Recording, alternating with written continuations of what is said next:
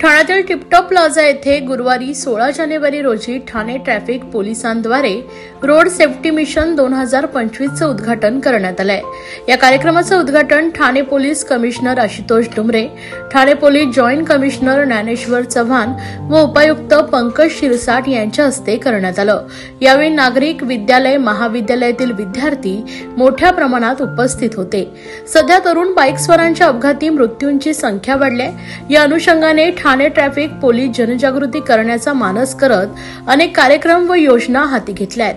गेल्या वर्षभरात विना लायसन्स 19,312 केसेस नोंद झाल्यात। त्यामुळे पालकांनी 18 वर्षाखालील मुलांना गाडीचा ताबा देऊ नये असं आवाहन वाहतूक पोलिसांनी केलंय। नियमांचं उल्लंघन करणारे विना लायसन्स चालकांवर कठोर कारवाई करण्यात येणार आहे। तसेच अल्पवयीन वाहन चालकासह पालकांवरही कारवाई केली जाणार असल्याची माहिती उपायुक्त पंकज शिरसाट यांनी दिली आहे। तसेच या उपाययोजना रस्ता सुरक्षा सप्ताह पूर्ण वर्षभर राबवण्यात येणार आहे। रस्ता सुरक्षितता किंवा ट्रॅफिक डिपार्टमेंट हे रेग्युलेशन, एज्युकेशन आणि इन्फोर्समेंट या 3 गोष्टींची जास्त निगडीत असून या विषयावर जास्त लक्ष देऊन पुढील पावलं उचलली जातील। वाहतूक कोंडी ही आपल्या जॉग्राफिकल कंडिशन्समुळे गर्दीच्या वेळी नागरिकांना प्रचंड वाहतूक कोंडीला सामोरं जावं लागतंय। ठाण्यातील दिनहात नाका, नितीन कंपनी अशा ब्रिज चढणीला लेन कटिंग नाही, तसेच अवजड वाहन 10 नंतर सोडली जातात।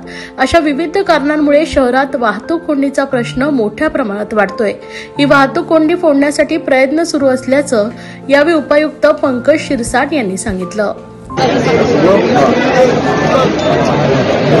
मी वेळोवेळी माझ्या भाषणात असेल आणि सगळ्यांना आवाहनही करतो की आपला साईड मिरर पेक्षा आपलं डोकं महत्वाचं आहे, पण तरी त्या गोष्टीकडे बाईकस्वार जे संध्याकाळी किंवा दुपारी जातात, बाईकस्वार जे हायवेला चालतात ते त्याकडे दुर्लक्ष करतात आणि त्यांचा हेल्मेट जो आहे तो त्या साईड मिररवर ठेवतात आणि पुढचं ब्लाइंड स्पॉटमध्ये जर हेवी व्हेकलच्या ब्लाइंड स्पॉटमध्ये आपण वाहन चालवलं तर आपण निश्चित आपल्या मृत्यूला आव्हान देत आहे किंवा त्याला निमंत्रण देत आहे।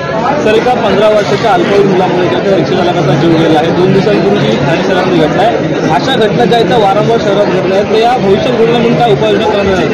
आपण सर्व पालकांना आणि त्यांना शाळेत आणि इतर ठिकाणी प्रत्येक ठिकाणी हा एज्युकेशनचा भाग आहे, तर त्याच्यात आपण एन्फोर्समेंट पण करत आहोत।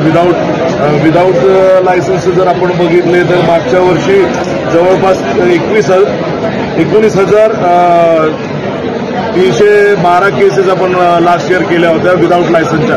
तरीही लोकांना समजत नाहीये। मी आपल्या माध्यमातून सर्व पालकांना आवाहन करू इच्छितो की कृपा करून आपल्या 18 पेक्षा कमी वयाच्या आणि ज्याच्याकडे लायसन्स नाही त्याला आपण वाहन आपलं त्याच्या ताब्यात देऊ नये।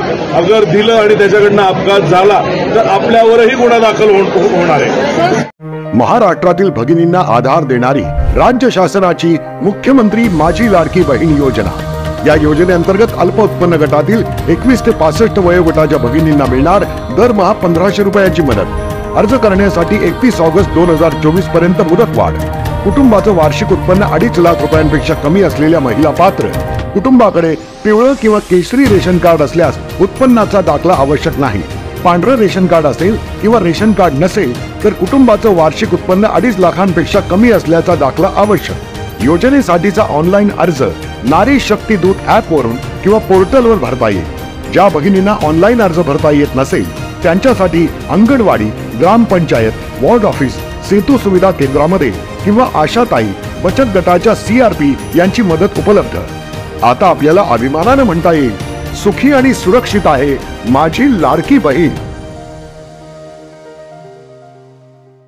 ठाण्यातील मालवणी महोत्सवात गुरुवारी भजनाच्या डबलबारीच्या सामन्यात दोघी महिला बुवांनी धार्मिकतेसह समाज प्रबोधनाचे दाखले देऊन रसिकांना मंत्रमुग्ध केलंय। तब्बल 3.5 तास रंगलेल्या या संगीतमय वारीमध्ये महाराष्ट्र गौरवासह कोकणाच्या समग्र विकासाची गाथा मांडली। ठाण्याच्या शिवाई नगर येथील उन्नती गार्डन मैदानात आयोजक सीताराम राणे यांच्या कोकण ग्रामविकास मंडळातर्फे 19 जानेवारीपर्यंत मालवणी महोत्सव 2025 चं आयोजन करण्यात आलंय। या मालवणी महोत्सवात गुरुवारी सायंकाळी महिलांच्या डबलबारीचा जंगी सामना कोकणातील बुवा सौ साची मुळम आणि कुमारी भारती पोळेकर यांच्यात रंगला। मालवणी महोत्सवात प्रथमच पार पडलेल्या भजन मैफिलीच्या या विशेष कार्यक्रमात दोन्ही महिला बुवांनी विविध मार्मिक दाखले देत संगीताचा नजराणा पेश केला। दोन्ही भजनी बुवांच्या मालवणी भाषेतील संगीतमय वाद संवादाचाही आनंद रसिकांनी लुटला।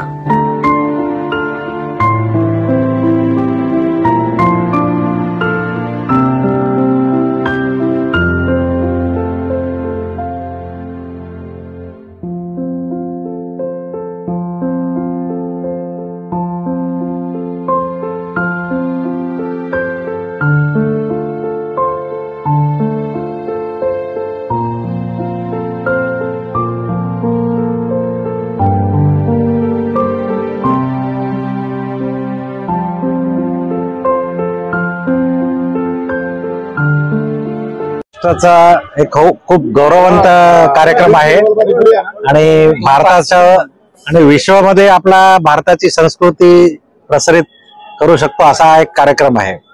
खूपच सुंदर आयोजन आहे। राणे साहेबांना खूप खूप अभिनंदन याबद्दल।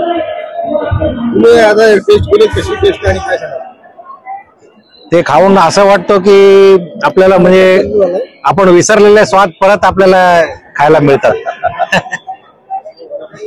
सीताराम राणे साहेबांनी माझा देखील इथे विचार केलेला आहे, कारण मी पण खानदेशी आहे, म्हणून त्यांनी वांग्याचे भरीत आणि थालीपीठ एक कोकणच नाही, त्यांनी आता पूर्ण महाराष्ट्र इकडे आणलेला आहे शिवाजीनगरात।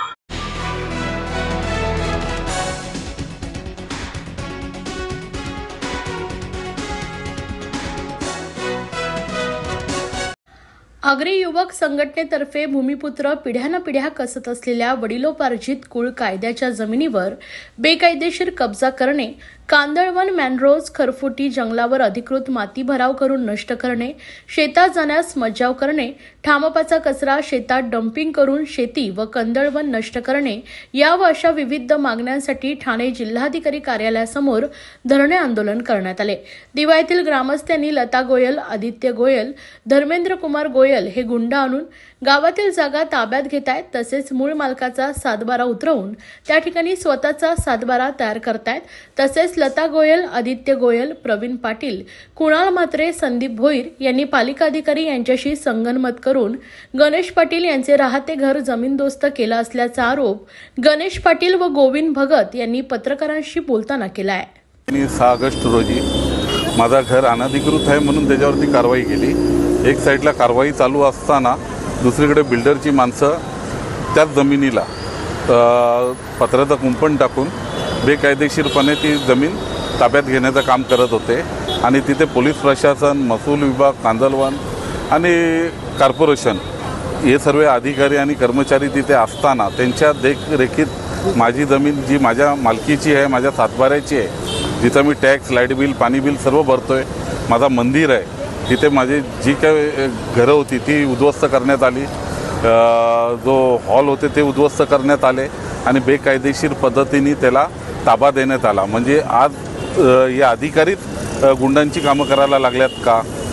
पोलीस प्रशासनाला घेऊन बेकायदेशीरपणे लोकांची घरं तोडून बिल्डरांना बेकायदेशीरपणे ज्या जमिनी बिल्डरच्या नाहीत त्या जमिनी देण्याची कामं करतायत। अक्षय गुडदेला विचारलं की बाबा तू नोटीस दिली नाही, तर त्यांनी सरळ सांगितलं की आपलं अनधिकृत काम आहे, त्याला मी नोटीस द्यायची गरज नाही। अशा प्रकारे जे हे बोलत होता तो, पण तिथे अनेक हजारो बेकायदेशीर कामं आहेत आणि मुंब्रा दिवा जर तुम्ही बघितला तर 95% हा अनलिगल बांधकामांचा गाव आहे आणि ह्या सर्व गोष्टी सोडून 10 माळ्याचे 12 माळ्याचे टावर सोडून याला माझा एक शेतघरच दिसला का, जो मी शेतामध्ये बांधलेला होता।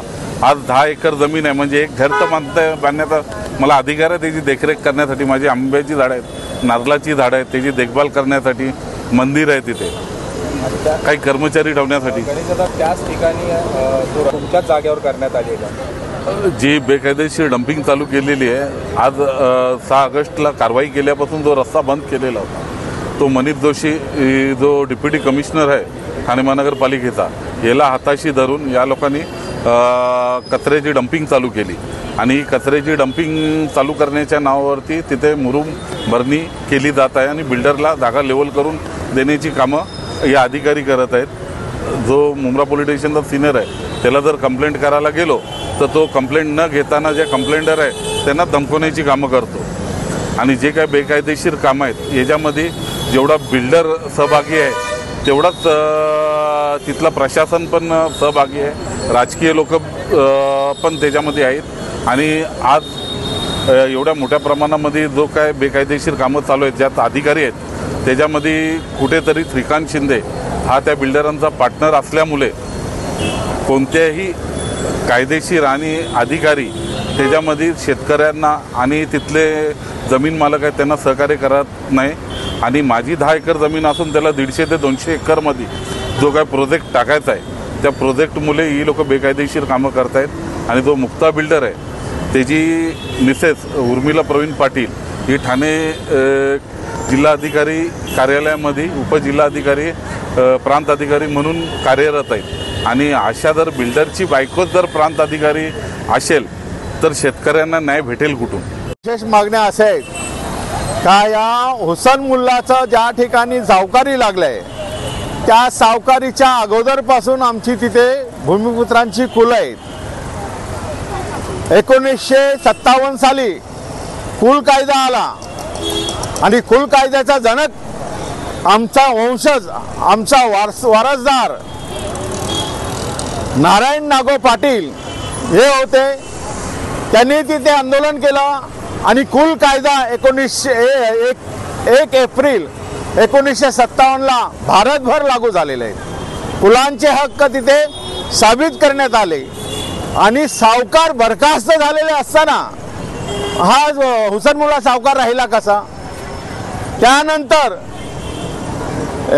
30 मार्च 1957ला ही संपूर्ण जागा 500-600 एकर जागा दिवासाब्यामधली कलेक्टरने त्यावेळेच्या कलेक्टरने सॉल्ट डिपार्टमेंटकडे वर्ग केलेली.